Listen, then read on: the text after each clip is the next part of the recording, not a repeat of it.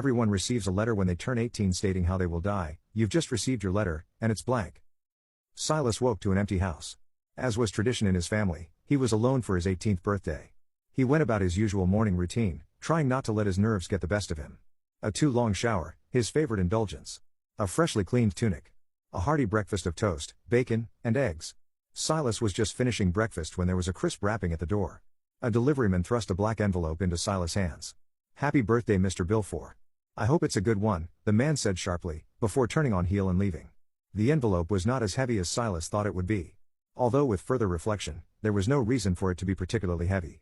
It bore only a single piece of paper, with a brief description of how Silas would die. Such envelopes were delivered to all the boys and girls of his town on their 18th birthdays. Silas turned the envelope over in his hands. Its glossy black reflected light, giving the envelope a strange glow. On the front the words Silas Bilfour were written in neat, looping cursive, glistening in silver ink. The envelope bore no other writing, but everyone in the village knew that black envelopes with silver writing contained messages from the prognosticators. With shaking hands, Silas opened the envelope. He pulled the sheet of paper from within. He turned it over once, twice, and held it up to the light. It was blank. Silas exhaled slowly. He looked at the paper again, as if he expected words to form across the page in that same silvery script if he stared at it long enough.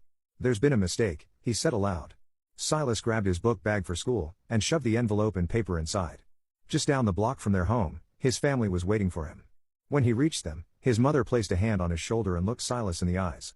"I hope it's a good one," she said. Silas' father and sister repeated the gesture. "So what's going to happen to you?" Serena, his little sister, asked.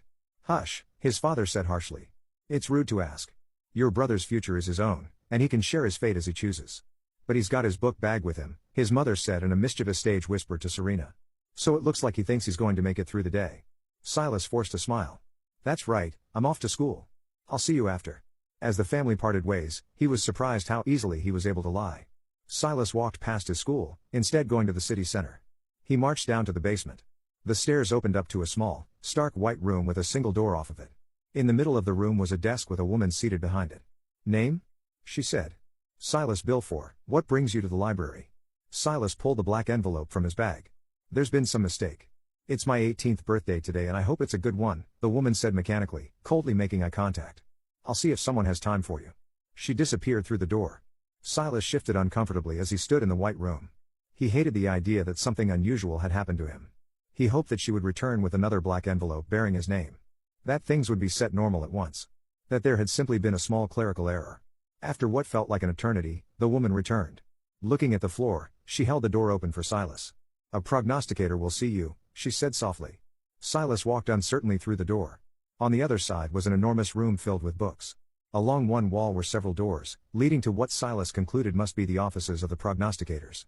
One of the doors stood open, and seemed to be inviting him to come in. "Come in, Silas," a voice from within said just as Silas had raised his hand to knock on it.